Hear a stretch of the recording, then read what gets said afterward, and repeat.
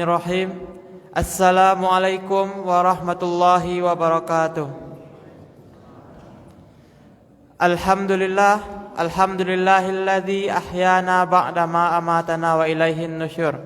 Asyhadu an la ilaha illallah wa asyhadu anna Muhammadan abduhu wa rasuluh. La nabiyya ba'da amma ba'du. Puji syukur marilah kita ucapkan kehadirat Allah Subhanahu wa taala yang telah melimpahkan rahmat dan karunia-Nya kepada kita bersama sehingga kita dapat hadir untuk melaksanakan salat subuh berjamaah dan mengikuti acara subuh berkah. Salawat beserta salam marilah kita doakan buat junjungan kita, yakninya Nabi Muhammad sallallahu alaihi wasallam yang telah melimpahkan rahmat dan karunia-Nya kepada kita semua sehingga kita dapat merasakan nikmat iman dan Islam. Terima kasih kepada Al-Ustaz Syamsuardi yang telah berkenan hadir. Beliau adalah guru ambo dulu di Diniyah Limojorai. Sebelum awak mulai pengajian pagi ko, ambo minta izin kepada Ustaz, Bapak Ibu untuk menyampaikan beberapa hal. Yang pertama, nama ambo Nabil Fakri Ali, panggilan ambo Nabil. Ambo anak Pak Imam.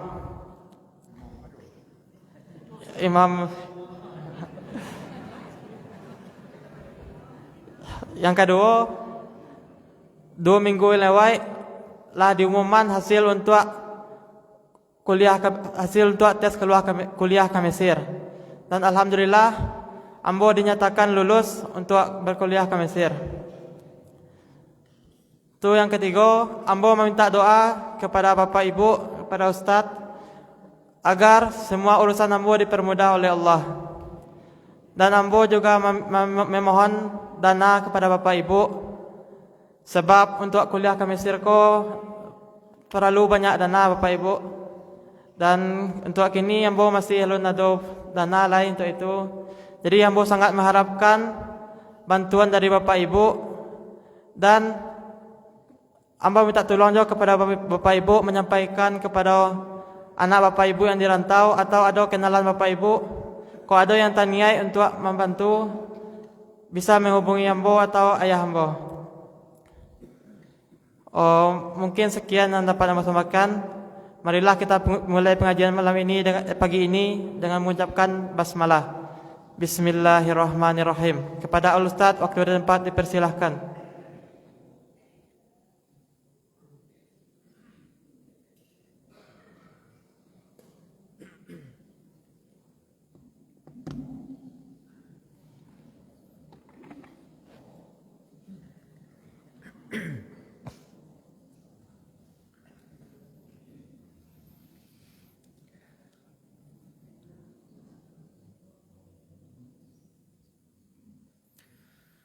Bismillahirrahmanirrahim.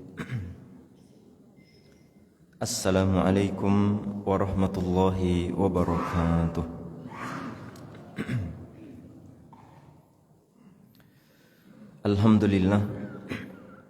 Alhamdulillah nahmaduhu wa nasta'inuhu wa nastahdih wa na'udzu billahi min syururi anfusina wa min sayyiati a'malina. Man yahdihillahu fala mudhillalah wa man yudlil fala hadiyalah. Asyhadu an la ilaha illallah wahdahu la syarikalah wa asyhadu anna Muhammadan abduhu wa rasuluhu la nabiyya ba'dah. Allahumma salli wa sallim ala sayyidina wa maulana Muhammadin wa ala alihi wa sahbihi wa man ihtada bihadihi ila yaumiddin, amma ba'du. Puji beserta syukur kita haturkan kepada Allah Subhanahu wa taala dan kita perbaharui syukur iko setiap saat Bapak Ibu, terutama setelah kita melakukan amal-amal kesolehan, amal-amal soleh, sujud sebagai contoh. Kita perbaharui sujud, kita perbaharui syukur kita kepada Allah Subhanahu wa taala. Karena kini ke Bapak Ibu, orang-orang yang lah meninggal dunia, bara banyak di antara mereka yang ingin balik ke dunia. Ni manganya Bapak Ibu, ni beribadah.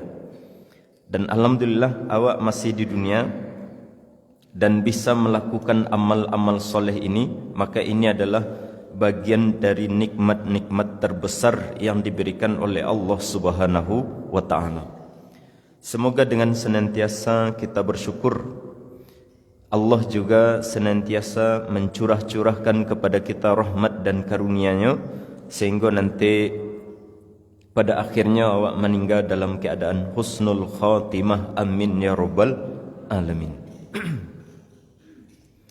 Kemudian salawat dan salam kita perbanyak mengucapkan untuk junjungan Nabi besar kita Muhammad sallallahu alaihi wasallam.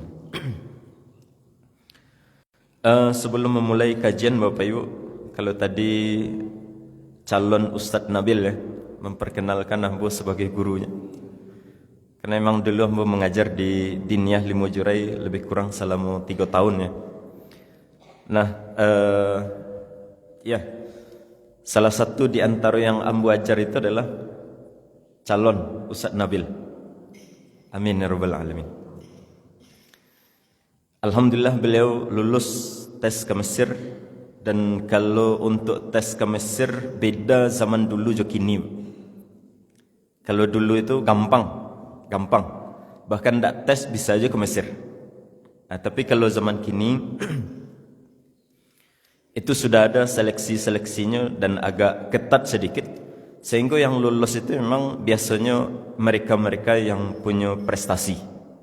Dan alhamdulillah dari kampung Iko sendiri, yaitu Ustadz Nabil ya, insyaallah alhamdulillah beliau sudah lulus tesnya, tinggal kemudian melanjutkan atau tidak itu tergantung kepada materi tentunya.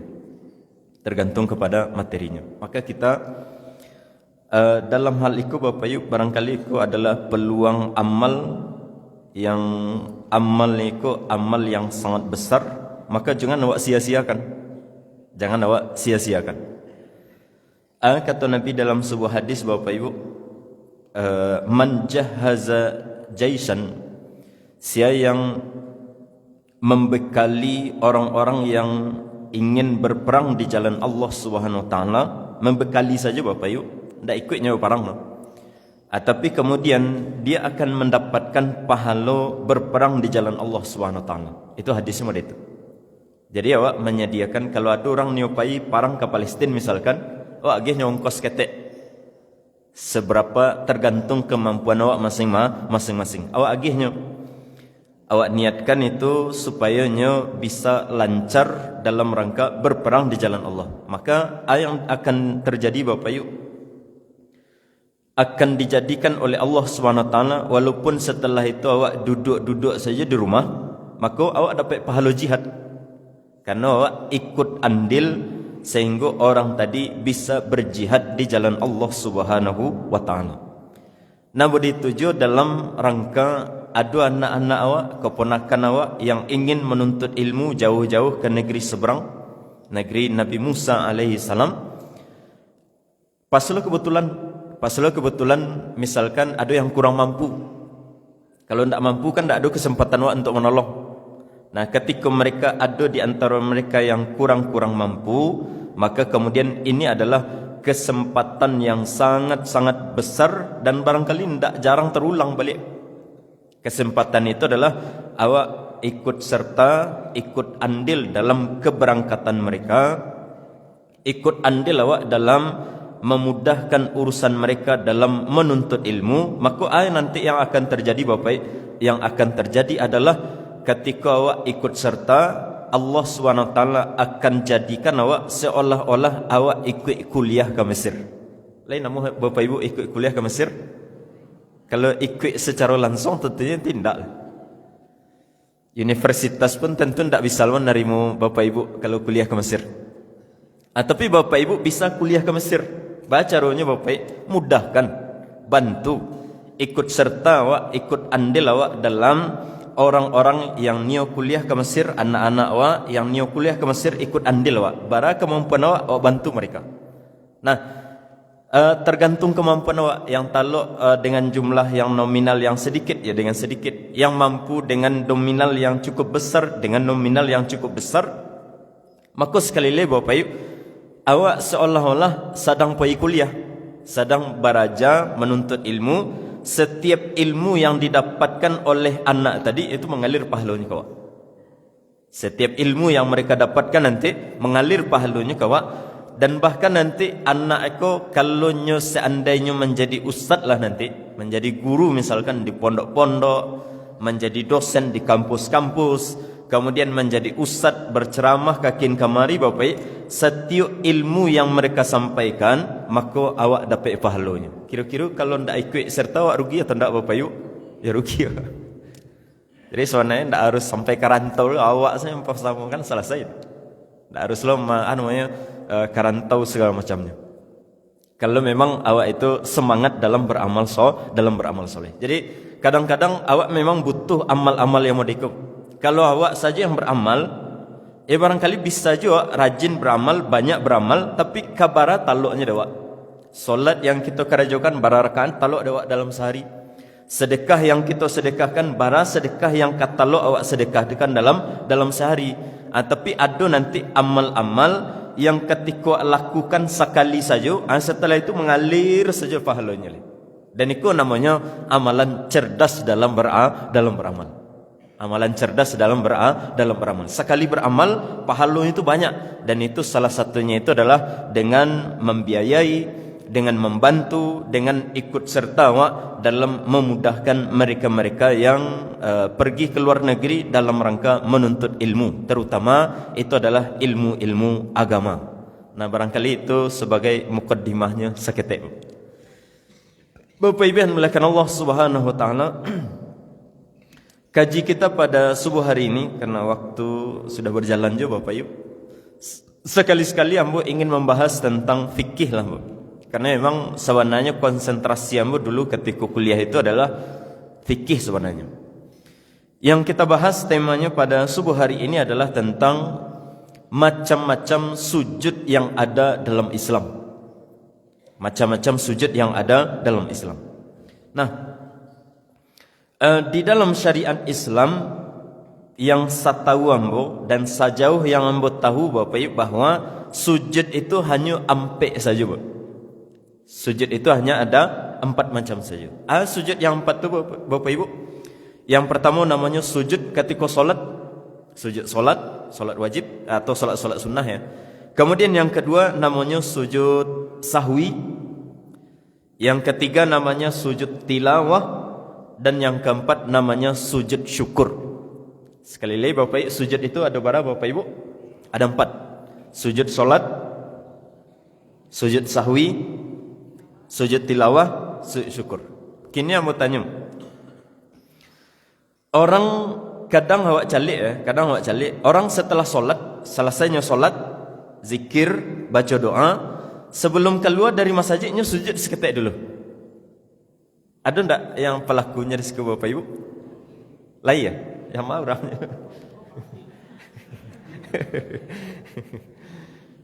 Jadi setelahnya solat, zikir, doa, habis itu sujud seketik dulu, baru pulang keluar dari masjid. Nah, kira-kira itu sujud namanya Bapak Ibu? Terutama kepada pelaku-pelakunya.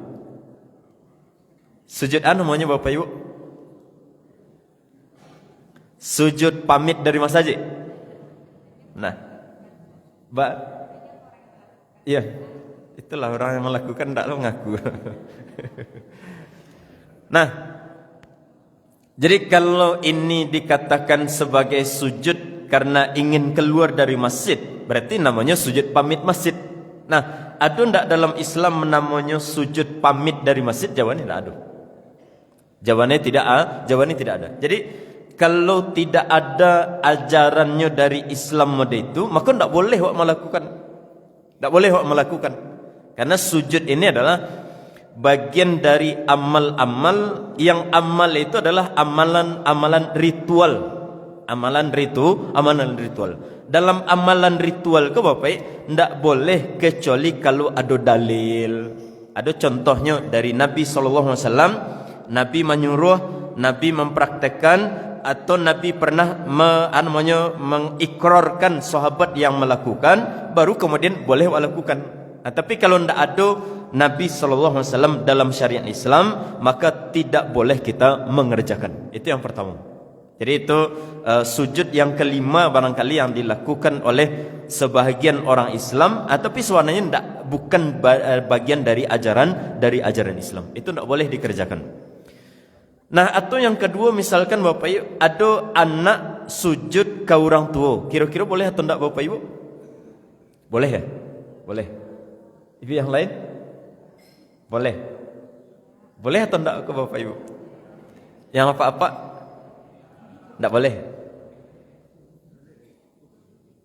Sujud anak sujud kepada orang tua. Barangkali anak itu salamu itu barangkali dia durhaka kepada orang tuanya. Nanti dia menyesal, kemudian ingin minta maaf. Cara minta maaf itu sujud kepada orang tua. Atau kemudian ada orang tua yang terlalu baik ke anaknya Bapak, sehingga anak tadi merasa sangat besar jasa dari orang tuanya, sehingga perlu untuk sujud kepada orang tuanya. Boleh atau tidak Bapak Ibu? Jawabannya tidak boleh. Jawabannya tidak boleh. Kan tadi sudah kita katakan bahwa sujud dalam Islam itu hanya 4 saja. Sujud dalam solat, sujud sahwi, sujud tilawah, dan sujud syukur. Jadi tidak ada namanya sujud kepada orang tua.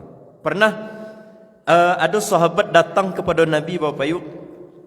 Datang sahabat kepada Nabi SAW, kemudian langsung sujud kepada Nabi.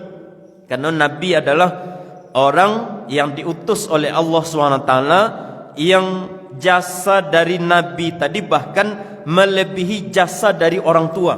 Maka dia tidak sujud kepada orang tuanya, tapi dia sujud kepada Rasulullah sallallahu alaihi wasallam. Maka kata Nabi Bapak Ibu, disuruh orang tadi bangkit oleh Nabi SAW. Kemudian kata Nabi SAW, "Lau amartu ahadan ayyasjuda li ahadin, la amartul mar'ata an tasjuda li zawjiha."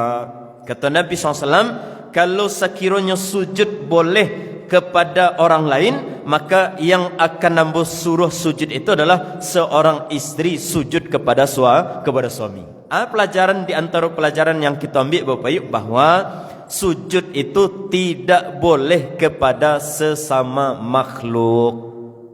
Walaupun itu adalah orang tua, tidak boleh.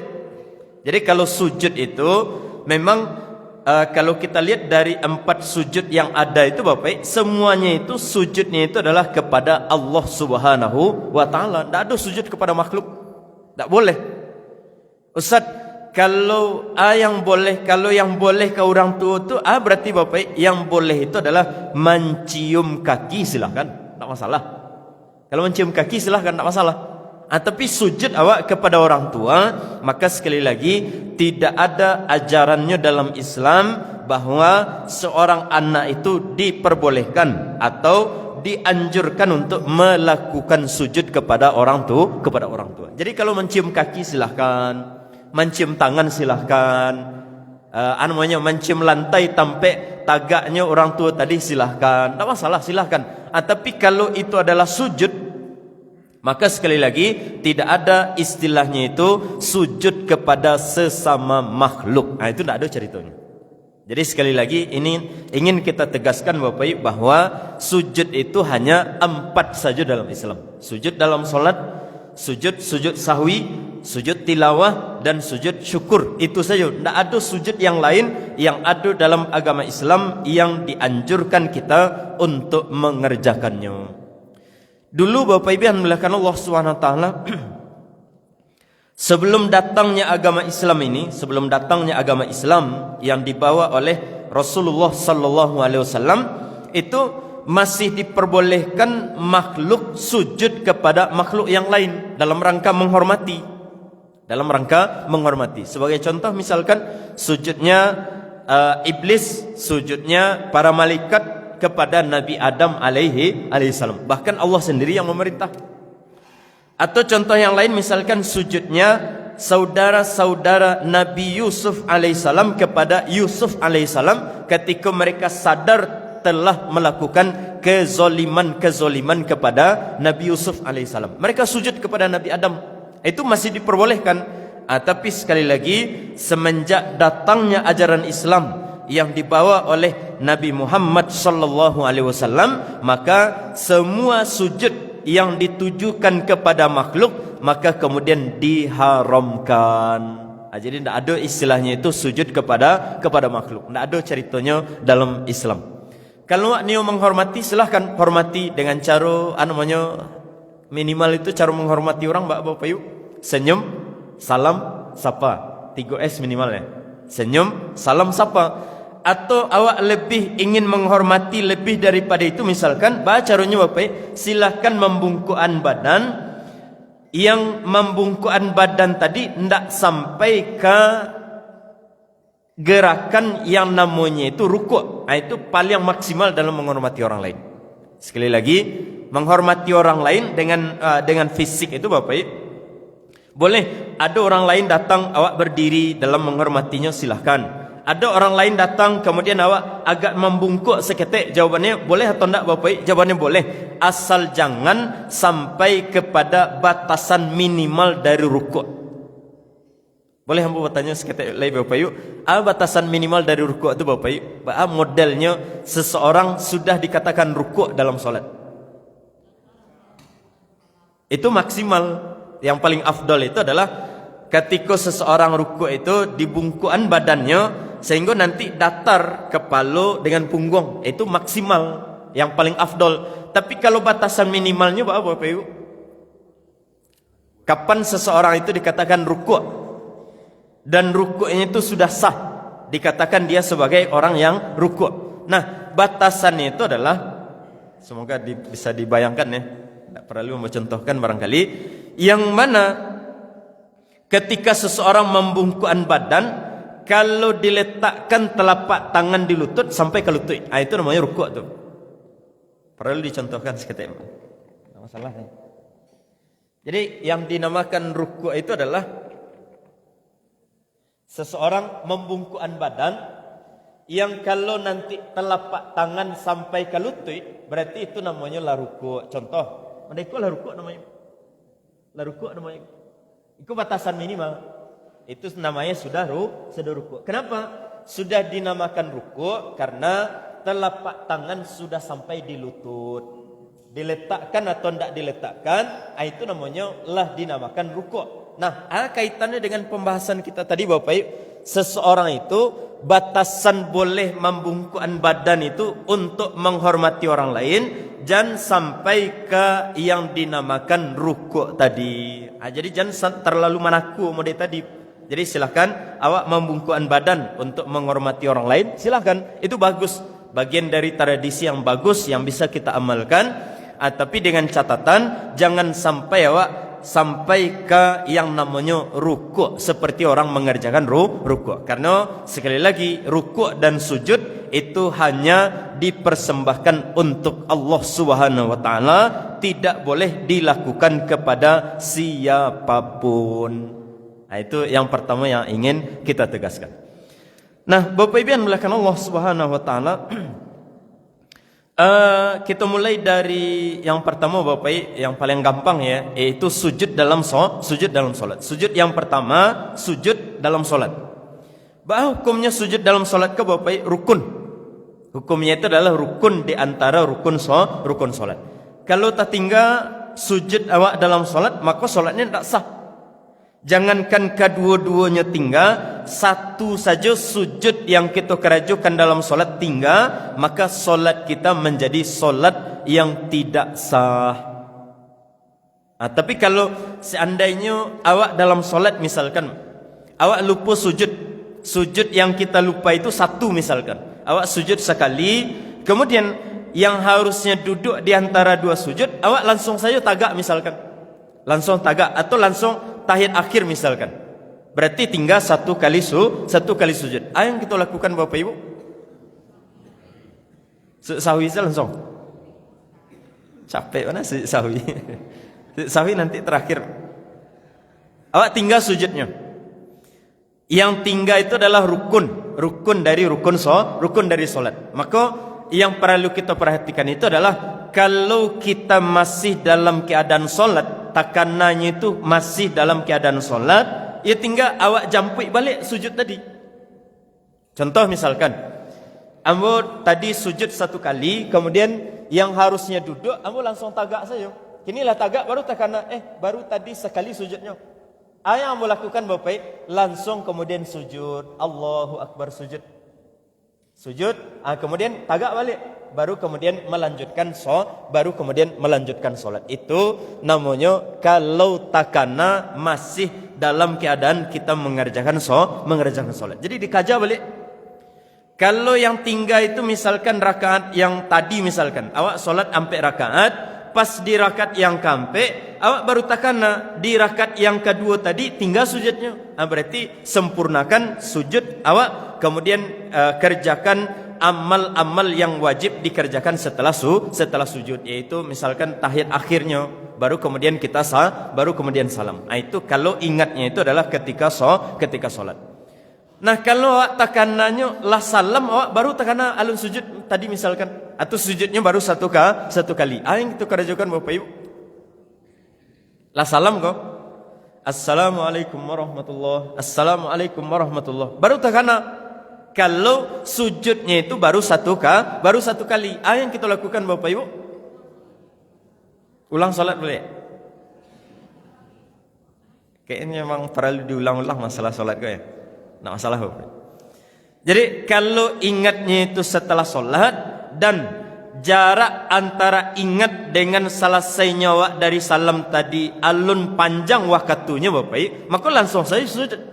Langsung sujud. Jadi Assalamualaikum warahmatullahi, Assalamualaikum warahmatullahi. Baru takana, maka kemudian yang kita lakukan adalah sujud langsung Allahu Akbar. Kan tinggalnya satu kali, maka sujud awak satu kali, kemudian Allahu Akbar, langsung tahiyat, at-tahiyatul mubarakatus salawatut thayyibatul lillah dan seterusnya, baru kemudian kita baru kemudian salam.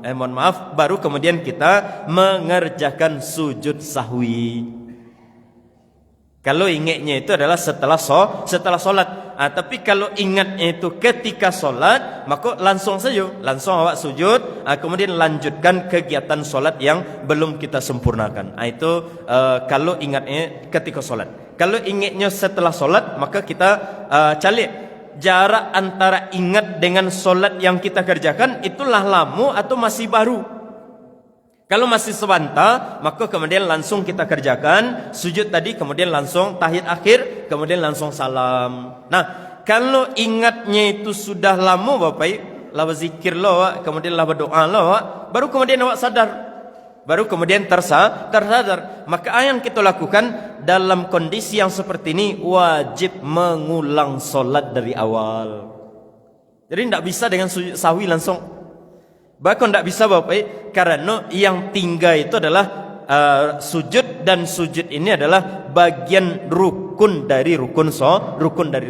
Jadi kalau yang tinggal itu adalah rukun dari rukun solat, ya harus disempurnakan, harus dilakukan balik, baru nanti ada namanya syariat untuk mengerjakan sujud sahwi. Barangkali mana itu? Ladu saja pertanyaan. Tidak masalah Bapak. Iya.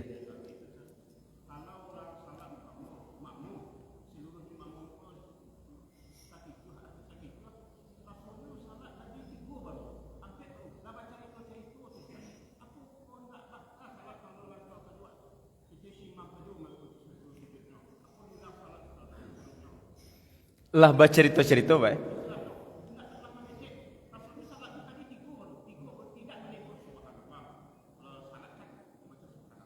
Ya.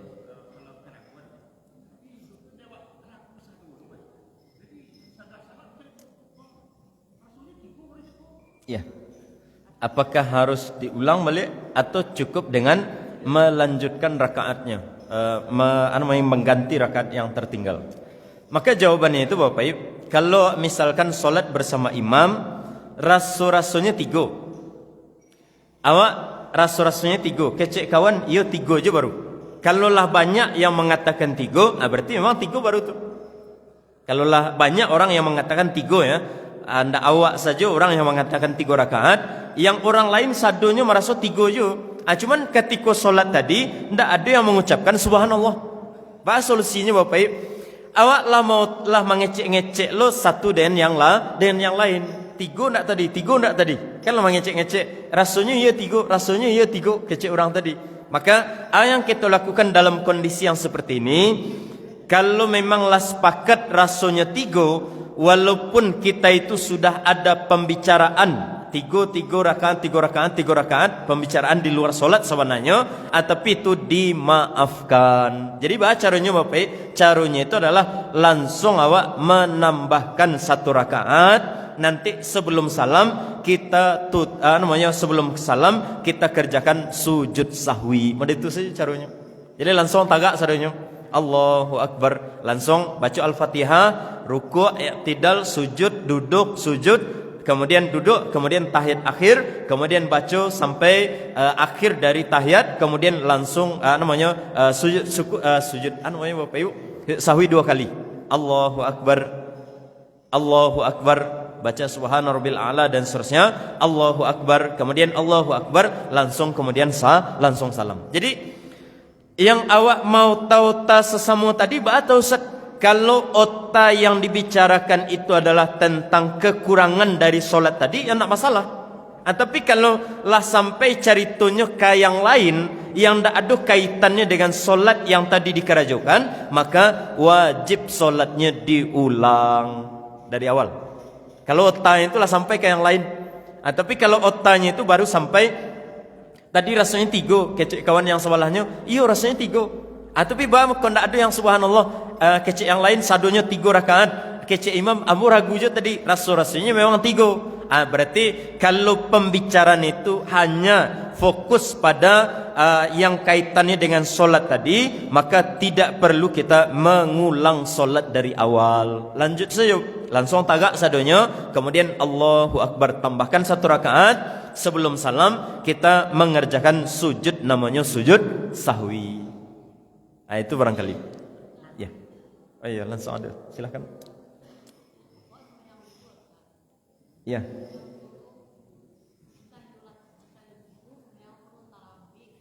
Ya. Ini kasusnya sering kok ya. Ya. Lah lebih ya. Iya. Nah, ambo sendiri kadang-kadang mau itu aja Bapak Ibu, dan ambo yakin sado awak hampir-hampir sama kasus sadonya, terutama kalau awak solat sendirian.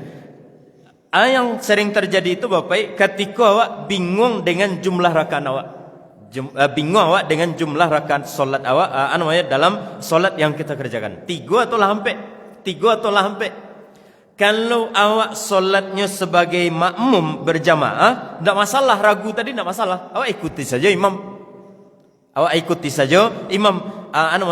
tidak perlu mempedulikan bingung ragu tadi. Awak tinggal mengikuti imam. Itu kalau kalau kita solat secara berjamaah. Nah, yang jadi masalah kini adalah kita solat sendirian, awak bingung jumlah rakaat awak 3 atau lah sampai.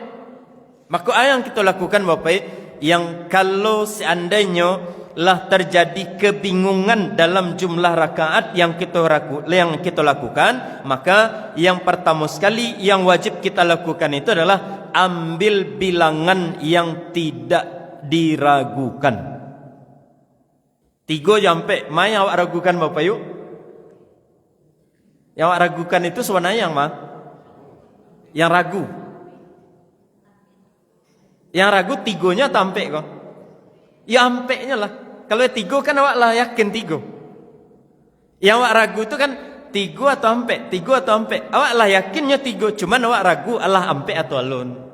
Berarti ambil bilangan yang ndak awak ragukan, yaitu 3 rakaat, kemudian tambahkan 1 lagi. Atau lebih mudahnya itu Bapak, ambil bilangan yang paling kecil. Awak ragu antara 3 sampai, berarti ambil 3, berarti solat awak baru 3 rakaat. Awak ragu antara 1 rakaat atau 2 rakaat. Misalkan awak solat subuh sendirian,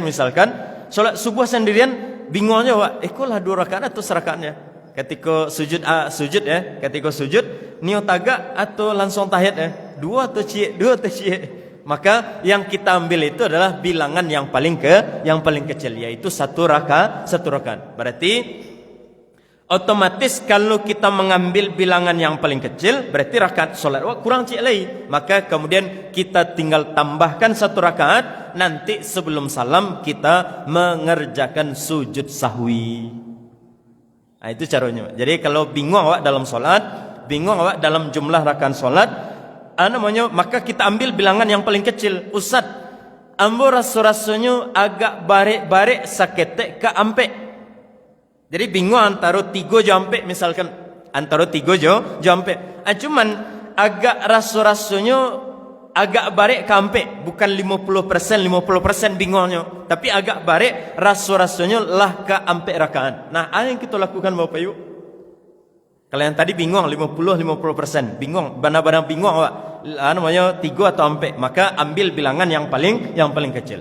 Nah, kini awak bingung, tapi ada yang awak barikan seketek. Yang awak barikan itu adalah yang jumlahnya itu banyak, yaitu ampe rakaat. Yang kita lakukan Bapak Ibu, walaupun awak lebih barik ke ampe rakaat, tapi awak masih bingung Bapak Ibu, awak 3 jampe, walaupun barik ke ampe rakaat, tetap yang kita ambil itu adalah bilangan yang paling kecil. Jadi tidak boleh dengan bingung awak kemudian melanjutkan solat, sehingga awak mengira itu adalah la ampe rakaat, tapi awak sebenarnya masih ada kebingungan. Maka lebih rancak itu adalah ambil yang tidak awak bingungkan sama sekali, yaitu 3 rakaat, kemudian tambahkan 1 rakaat lagi, berlebih atau tidak itu kita serahkan kepada Allah SWT. Kemudian kita untuk menyempurnakan solat tadi, awak mengerjakan sujud sahwi.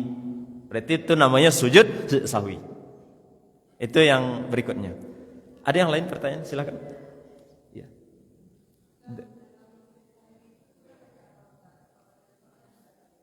Oh ya, dalam sujud sahwi ya.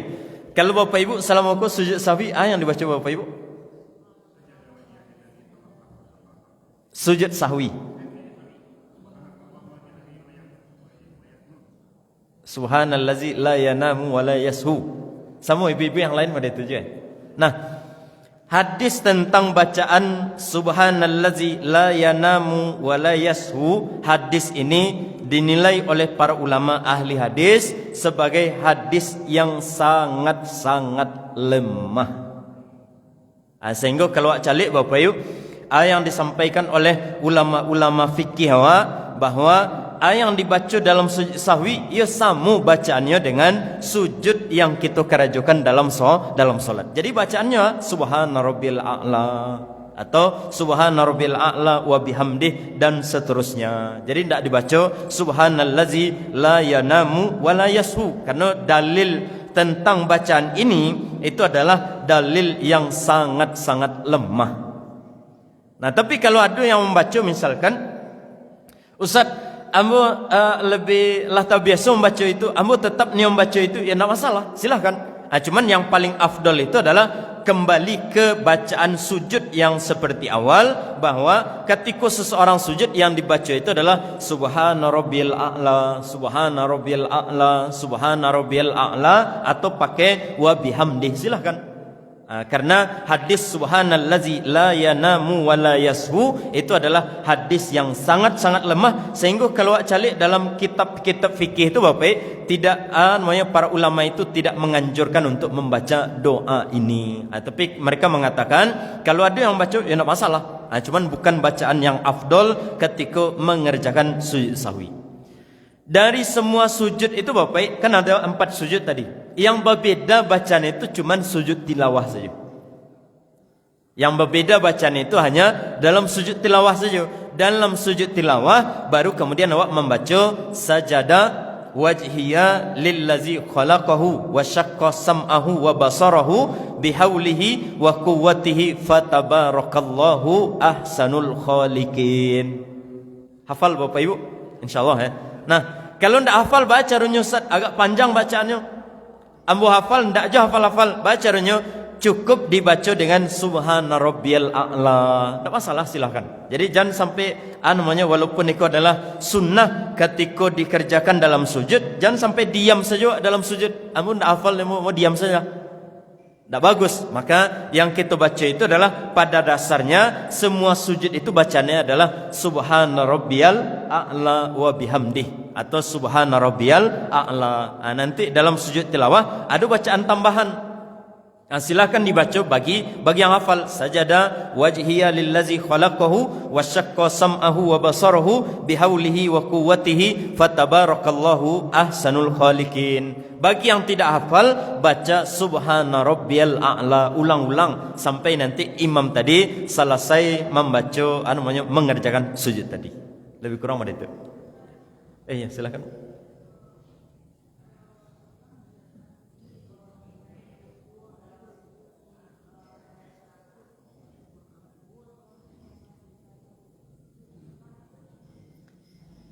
Oh, diulang balik masalah sujud tadi ya. Jadi kalau awak dalam solat, contoh awak sedang di rakaat yang terakhir, contoh solat zuhur misalkan, di rakaat yang terakhir awak lupa salah satu dari sujud tadi. Jadi baru yang awak yakini baru sekali sujud. Sujud yang keduanya awak lupa, sedangkan awak masih dalam solat. Masih dalam solat itu misalkan awak masih tahiyat, misalkan tahiyat akhir. Sedang membaca asyhadu alla ilaha illallah wahdahu la syarikalah wa asyhadu anna muhammadan abduhu wa rasuluh. Kemudian awak takana baru sujudnya baru satu kali, maka dihentikan bacaan tasyahud tadi, langsung awak sujud. Allahu akbar. Kemudian nanti bangkit balik, baru kemudian awak baca ulang balik yang namanya bacaan tahiyat dari awal, at-tahiyatul sampai selesai salam. Nah, dalam kasus yang modeko Bapak Ibu, karena namanya masih bisa awak kaja ketertinggalan yang walaupun itu adalah rukun dalam salat, masih bisa awak kaja, tidak perlu sujud sahwi.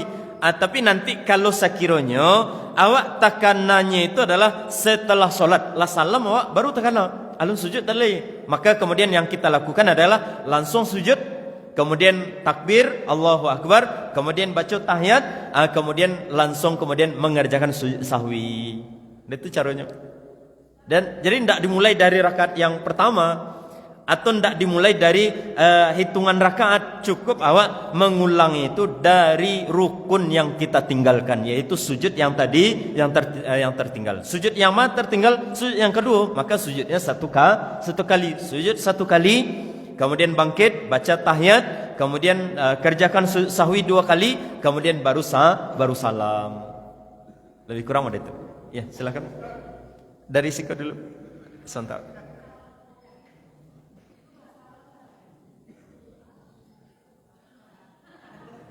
Bahas tadi kayaknya lucu. Tak galak itu, cuma tak terang ada.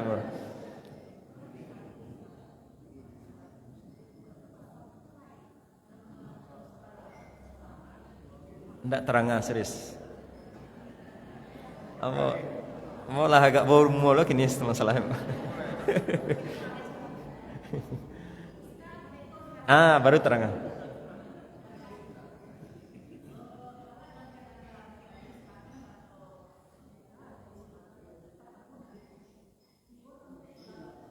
Ya.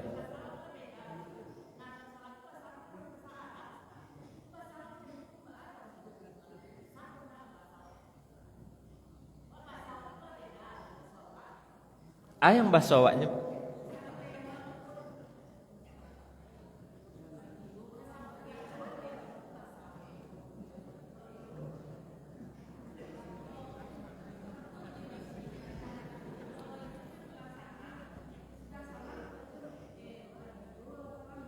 Oh gitu. Iya. Yang tadi sebenarnya. Iya. Ya, soal pertanyaan tuh kalau ndak taranga tuh ndak bisa menjawab. Nah, jadi kan tadi setelah solat awak lupa tadi setelah setelah salam baru awak kemudian mau tahu tajuk kawan yang di sebelah misalkan latigo atau lampe, itu kan bahasa awak, ndak bahasa Arab lah. Awak akan ngecek bahasa Arab je kawan awak. Salasan am arbaan latigo atau lampe, kalau bahasa Arabnya kan begitu. Nah, lah mau tahu awak pakai bahasa Minang setelah solat, apakah itu ndak membatalkan solat? Jawabannya tidak, asal sekali ini cik saya aturannya. Cik saya aturan. Aturannya itu adalah asal yang kita bicarakan itu masih berkenaan dengan solat yang kita kerjakan. Tapi lah kakin kamari pembicaraan awak, maka tidak ada ceritanya lah. Harus diulang dari awal balik.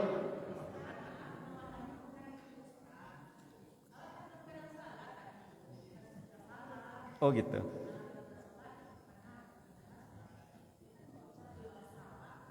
Sampai mengucap. Jadi dalam solat 3 atau sampai ya. Mana itu? Oh gitu. Harusnya Bapak Ibu, harusnya kalau bingung dalam solat tuh cukup di pikiran saja. Cukup di pikiran saja. Nah nanti kalau sekiranya terucapkan Ustaz. Nah itu barangkali pertanyaan. Bagus pertanyaan.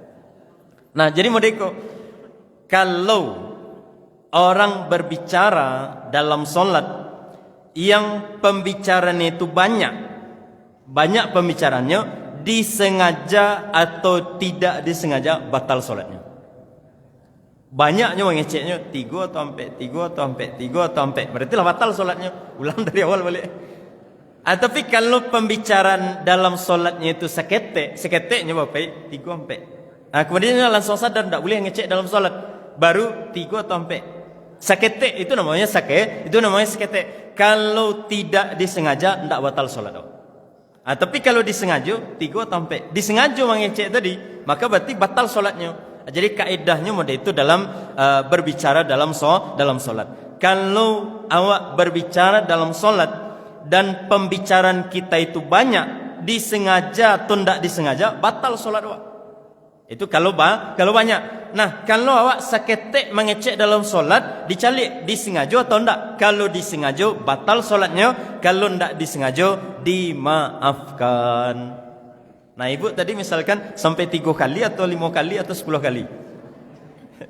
Ketika bingung tadi 3 atau sampai 3.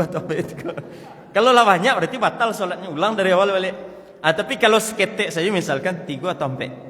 Kemudian awak sadar bahwa mengecek tidak boleh dalam solat, berarti itu namanya tidak disengaja, kemudian seketek. Maka dalam kondisi yang seperti ini solatnya tidak batal.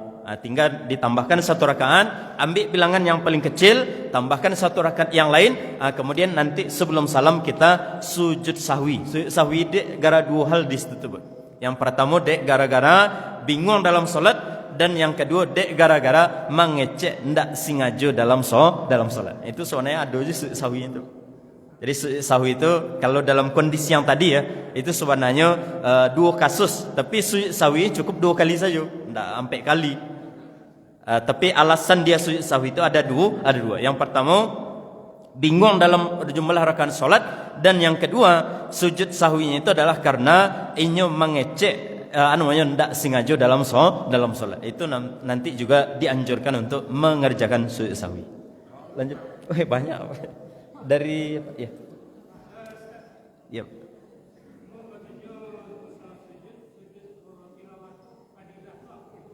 Oh iya. Sujud tilawah, fadilahnya Bapak Ibu. Sujud fadilah ini ada dalam sebuah hadis disebutkan oleh Nabi SAW bahwa ketika seseorang membaca ayat sajadah, dibacanya ayat sajadah, kemudian fasajadah, dia mengerjakan sujud, maka yang terjadi itu adalah fayabki asyaiton, maka setan kemudian menangis taibu hatinya. Menangisnya, memojoknya kemudian menangis. Mencari orang Islam sujud ketika membaca ayat yang ada sajadahnya. Kemudian setan tadi berucap, kecik setan tadi kepada dirinya Bapak Ibu, ya wailah, alangkah cilakonya ambo, hamba ini disuruh sujud, inyo sujud, kemudian inyo masuk ke dalam surga. Sedangkan ambo disuruh sujud, ndak namo sujud, ambo masuk neraka. Setan ko ternyata sadar juga. Itu yang unik dari setan. Setan ko nyo melakukan kemaksiatan, tapi nyo sadar, inyo melakukan kemaksiatan. Orang melakukan ketaatan, inyo sadar bahwa amal ini akan menyampaikan orang ke dalam surga. Tapi namanya setan yang itu. Karena kalau lah bertaubatnya namanya ndak setan lah. Selagi nyo setan yang muda itu perangainya. Ada juga orang ndak muda itu Bapak Ibu. Nyo sadar kalau amalan-amalan taatku akan memasukkan orang ke dalam surga, amalan-amalan maksiat akan menjadikan orang akan masuk ke dalam neraka. Tapi inyo ndak berubah-ubah. Inyo ndak jo taat, inyo masih jo melakukan kemaksiatan. Itu sama jo setan tadi. Jadi setan itu. Jadi amalannya keutamaan dari sujud tilawah. Sujud tilawah di antara penyebab yang memudahkan kita masuk ke dalam surganya Allah Subhanahu wa taala. Atau keutamaan yang lain menjadikan setan itu menangis gara-gara awak. Kan jarang-jarang awak ni mengadakan setan. Dari apa-apa dulu barangkali. Dari Pak, silakan. Iya.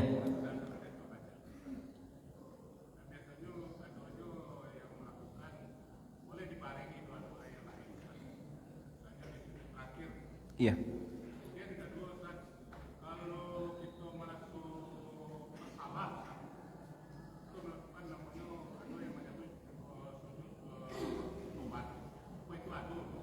Sujud taubat. Yang pertama tadi masalah sujud bacaan doa dalam sujud itu memang ada hadisnya dari Rasulullah SAW. Kita dianjurkan untuk memperbanyak doa ketika sujud, terutama itu adalah sujud yang terakhir. Karena ketika seseorang sujud, aqrabu ma yakunul abdu min rabbih wa huwa sajid. Posisi orang yang paling dekat dengan Allah SWT itu adalah ketika sujud. Fa'aksiru fihi doa, maka perbanyaklah doa, kata Nabi sallallahu alaihi wasallam. Kemudian yang kedua Bapak Ibu, ada namanya sujud taubat. Ada atau tidak dalam Islam Bapak Ibu? Ya tidak ada. Tadi sudah kita sampaikan yang namanya sujud hanya ada ampek saja. Tidak ada namanya sujud taubat. Oranglah melakukan kemaksiatan sekian lama Bapak, kemudian dia taubat dengan cara sujud saja. Tidak bisa. Tidak boleh. Namanya cara muda itu tidak ada di dalam agama Islam. Yang ada itu adalah salat sunnah taubat. Itu baru ada dalam Islam. Barangkali muda itu. Silakan Pak Ji. Ya, sontak.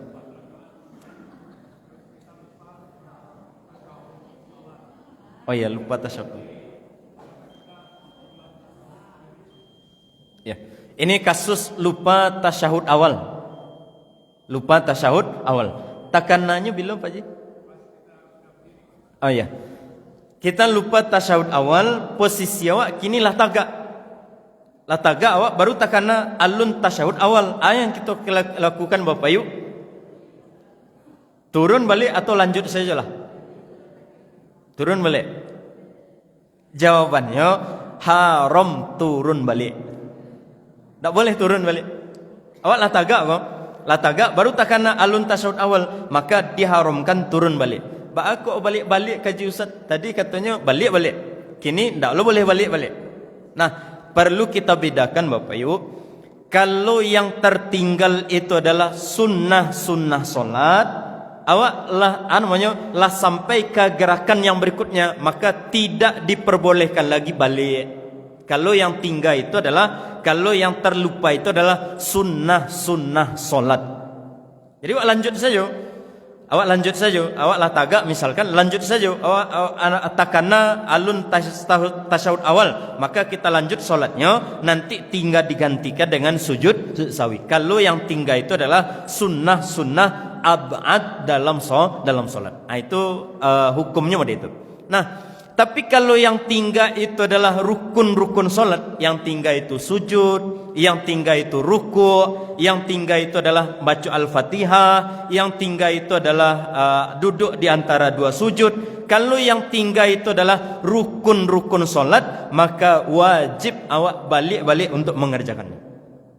Wajib mengerjakan balik. Jadi misalkan awak lah sujud ke bapak, lah sujud di sujud yang kedua misalkan. Ternyata awak tak kena alun rukuk lah misalkan. Alun rukuk. Maka yang kita kerjakan bapak, berarti awak balik-balik ke rukuk, kerjakan rukuk, kemudian lanjutkan sujud pertama, duduk, kemudian sujud, kemudian lanjutkanlah ke kegiatan solat yang berikutnya. Kalau yang tinggal itu adalah rukun dari rukun solat. Beda antara rukun dengan sunnah. Kalau yang tinggal itu sunnah, nanti sunnah itu terbagi dua. Ada sunnah yang kalau ditinggalkan tak ada masalah sama sekali. Seperti misalkan awak tinggal membaca takbir perpindahan dari tagak ke rukuk, awak lupa membaca takbir, awak diam saja misalkan, tiba-tiba rukuk. Apakah harus awak ulang balik takbir dari awal bapak? Jawabannya tidak. Awak ulang balik takbir dari ke rukuk tadi? Jawabannya tidak. Ini namanya sunnah hayat. Sunnah hayat itu adalah sunnah-sunnah yang kalau ditinggalkan, bahkan walaupun dengan disengaja, tidak ada keharusan untuk mengulang dan tidak ada disunahkan untuk mengerjakan sujud sahwi. Itu namanya sunnah hayat dalam salat. Nah, kalau yang sunnah yang paralu sujud sahwi itu yang mana Bapak Ibu? Sunnah namanya sunnah ab'ad. Sunnah ab'ad itu diantaranya adalah tasyahud awal. Itu namanya sunnah ab'ad, yang kalau nyo tinggal, kalau lah posisinya tagak, tidak boleh awak mengulang menjemputnya balik, tapi nanti cukup diganti dengan sujud, namanya sujud sahwi. Jadi sebagai Bapak Ibu, awak sebenarnya ketika awak adalah orang-orang yang solat, maka sebenarnya awak minimal itu harus tahu ma yang rukun dan ma yang bukan rukun. Minimal awak tahu yang ma yang rukun. Sehingga nanti ketika tinggalnya, terlupanya, awak tahu yang dikerjakan, yaitu harus menjampui balik. Tapi kalau yang tinggal itu adalah sunnah-sunnah saja, maka tidak perlu menjampui, awak lanjut saja solat. Kalau itu adalah sunnah ab'ad, maka nanti awak ganti dengan sujud sahwi. Kalau bukan sunnah ab'ad, maka tidak ada syariat untuk sujud sahwi. Lebih kurang begitu. Mas banyak. Selesai cik.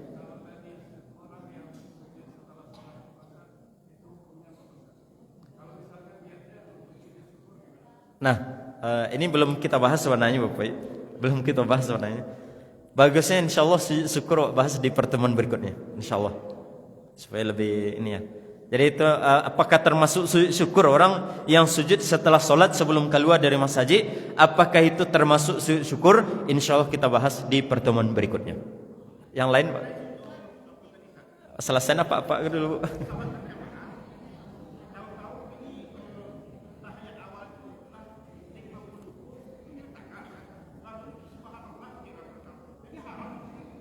Oh iya. Nih kelanjutan dari masalah tasyahud awal tadi, hati-hati ya Bapak Ibu. Awak imam misalkan awak solat berjamaah, si imam lupa tasyahud awal. Yang imam lah tagak, kecek jamaah di belakang, di bawah, subhanallah, disuruhnya imam balik turun. Nah, yang terjadi Bapak, kemungkinannya cuma dua. Imamnya balik atau imamnya lanjut saja melanjutkan solat. Nah, bedanya Bapak, kalau imamnya balik sadonya, maka solatnya menjadi batal sadonya. Solat imam, solat makmum batal sadonya. Karena Allah sampai pada posisi mengerjakan rukun solat, yang tak tinggal itu cuma sunnah solat, tak boleh dikaja. Kecuali kalau alun tagak lain, masih membungkuk je badannya Bapak, nyo balik tahiyat awal, itu boleh, itu bagus. Tapi kalau posisi imam tadi sudah berdiri, artinya lah sampai ke rukun solat, yaitu berdiri dalam solat, maka tidak diperbolehkan si imam tadi balik ke bawah. Nah, jadi hati-hati sebagai jamaah, hati-hati juga. Jangan jangan awak menyebabkan nanti imamku batal solatnya. Dek gara-gara tahiyat awal, imam jo makmum sadonya batal solatnya. Itu tak boleh. Jadi awak sebagai makmum dicari-cari. Kalau yang tinggal itu adalah sunnah, dalam kasusnya dalam hal ini adalah tahiyat awal, dicari imam tadi. Kalau nyolah tagak, awak ikut sajalah mereka. Dulu pernah kejadian itu Bapak, kamu lupa tahiyat awal, kamu langsung tagak. Nah si makmum di belakang hebohnya menyuruh mau duduk.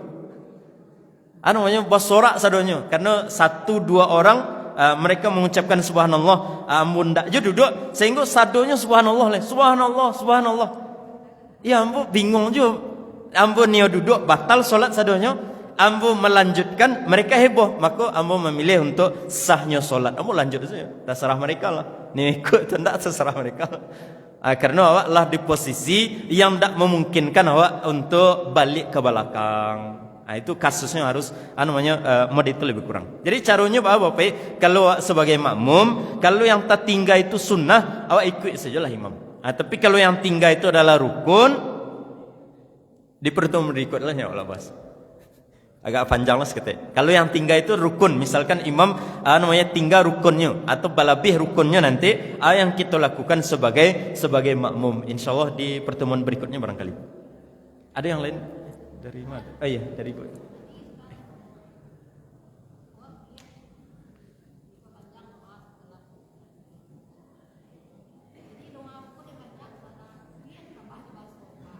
Oh, banyak doa awak ya.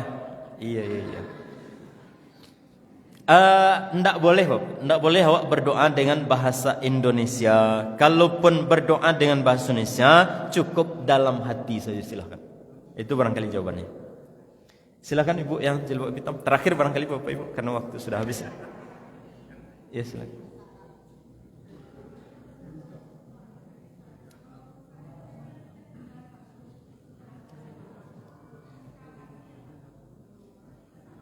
Yang tinggal tasyahudnya.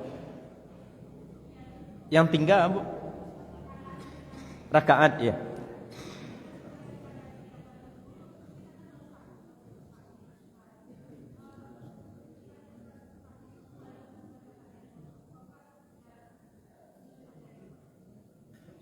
Oh enggak. Jadi kalau yang tinggal itu rukuk, contoh awak tinggal rukuk misalkan di rakaat solat itu tinggal rukuk. Maka yang kita kerjakan itu adalah langsung rukuk. Jadi awak tagak langsung rukuk, yang tidal. Nah, setelah rukuk tadi karajokan sampai terakhir. Jadi setelah rukuk i'tidal, setelah i'tidal sujud, setelah sujud duduk di antara dua sujud, setelah duduk di antara dua sujud balik, kemudian duduk balik tahiyat akhir, baca tahiyat akhir, baru kemudian sawi, baru kemudian salam. Tapi yang satu rakaat tadi di ma tinggal awak di situ lanjutkan. Kalau yang tinggal itu sujud yang kedua tinggal dewa berarti, maka awak karajukan langsung saja sujud, Allahu Akbar sujud, kemudian duduk, kemudian baca tahiyat akhir, kemudian sahwi, kemudian salam. Kalau yang tinggal itu Al-Fatihah misalkan, tinggal Al-Fatihah dalam salat, ya barangkali ada ya. Tinggal Al-Fatihah dalam salat, berarti awak menjampuk itu dari Al-Fatihah. Awak tagak balik bersedekap, Allahu Akbar sedekap, baca Al-Fatihah, kemudian rukuk, i'tidal, sujud, duduk, sujud, baca tahiyat, kemudian sujud sahwi baru salam. Jadi tidak bisa ambo yang tinggal cuman baca Al-Fatihah saja Ustaz, berarti Al-Fatihah saja kemudian langsung salam, ya tidak bisa. Jadi rangkaian setelah yang tertinggal tadi harus dikerjakan sampai salam. Bisa dipahami Bapak Ibu? Insyaallah bisa. Oh masih ada ya. Ya silakan Pak Haji, terakhir. Ikut serius terakhirnya lah.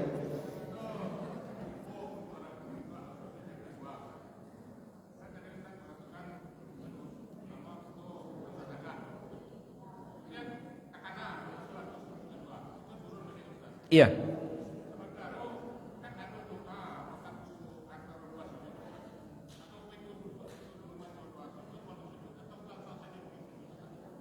Iya, bagus. Jadi yang tertinggal berarti dua rukun di situ.